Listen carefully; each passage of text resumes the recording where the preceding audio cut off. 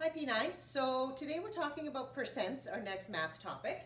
And a percent is a value out of 100. This should be pretty familiar because we've worked with percents a lot in school. You talk about percents when you talk about how much time is left or how much of a class is left. So percents are fairly common, and there's a few different ways you can represent percents. So if the number is on its own, it will have a percent symbol after it. It's a slash with two dots on either side of the slash. Okay, so if I was to want to represent 6%, I would represent it with a 6 and then a percent symbol right after it. I can also represent 6% as a fraction, and as a fraction, the denominator is always 100 because a percent is out of 100. Okay, so 6 hundredths, or 6 over 100.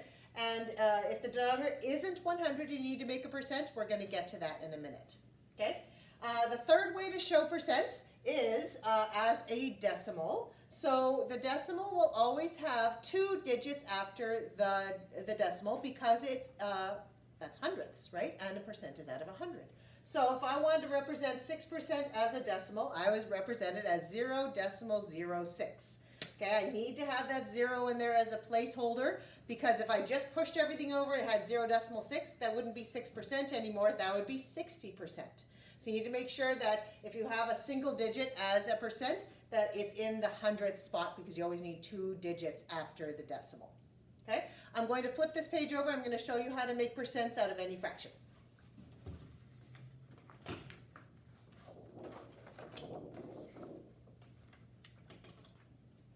All right, so change any fraction to percent. You need to make sure the denominator is 100. Okay, so any decimal can, or any fraction can be turned into a percent, but you need to make an equivalent fraction. And we've done this before. Just means that you're going to set the denominator to be 100. So in this case, how would I get 20 to be 100? Well, I would be multiplying it by 5. Okay, which means that I need to do the same thing to the numerator, multiplied by 5, which means that this would be 55 hundredths, or 55%. Okay, same thing over here. Okay, I need to make the denominator 100, which means I'm multiplying the 4 by 25 to make it 100, which means I need to do the same thing to the 3, multiplied by 25, which means that this is 75 hundredths, or 75%.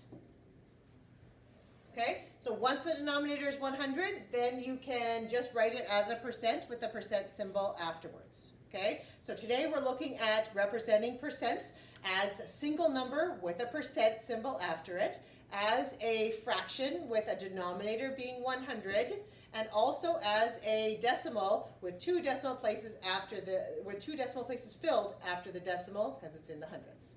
Okay, and we're going to be converting some fractions into percents. You need to make sure the denominator is 100.